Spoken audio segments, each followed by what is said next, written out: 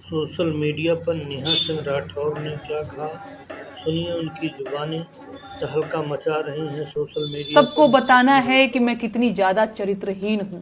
पूरी क्रिएटिविटी के साथ कीचड़ उछाला जा रहा है।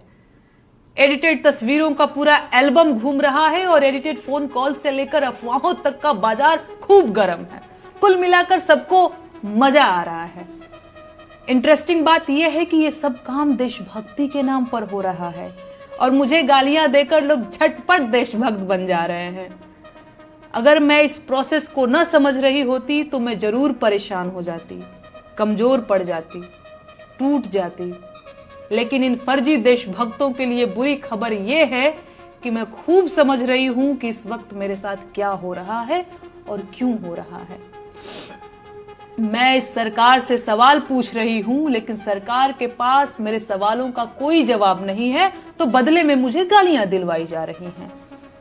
सवाल पूछने वाली लड़कियों को रोकने का सबसे आसान तरीका यही तो है, उनके चरित्र पर सवाल उठा दो। बेचारी डर जाएंगी। न डरे तो वैश्या बोल दो, उनके घर वाले डर जाएंगे और उन्हें चुप करा देंगे। फिर भी ना माने तो देशद्रोही और गद्दार बोल दो, FIR दर्ज करा दो, जेल का डर दिखा दो। ये लोग इतने कायर हैं कि सवाल पूछने वाली एक लड़की को बर्दाश्त नहीं कर पा रहे हैं। पूरी IT सेल की फौज लगा रखी है। मेरा फोन नंबर तक वायरल कर दिया गया है। डेली सैकड़ों फोन कॉल्स आ रहे हैं और ये सब सिर्फ इसलिए कि मेरा हौसला टूट जाए।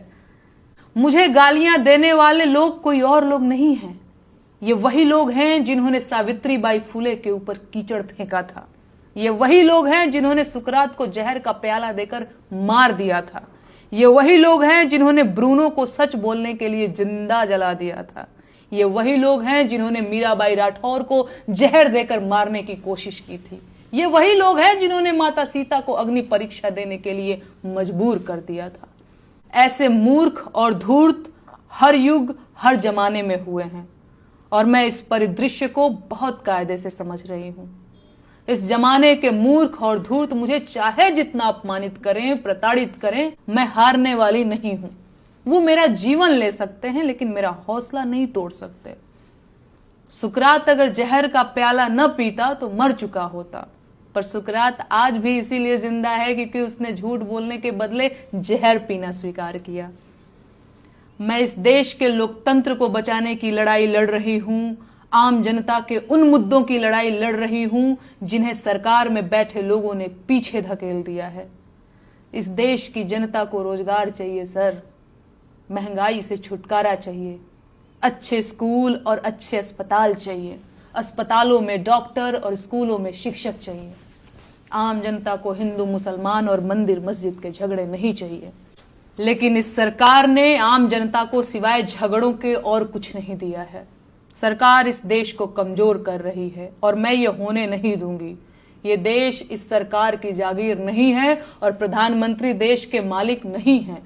मैं ये बात 1000 बार बोलूंगी, फिर चाहे इसके लिए मुझे जहर का प्याला ही क्यों न पीना पड़े।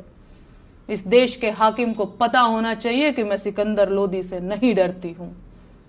बाकी इस देश के महिला आयोग से मुझे कोई शिकायत नहीं है। आपकी मजबूरी मैं समझ सकती हूं। भाजपा के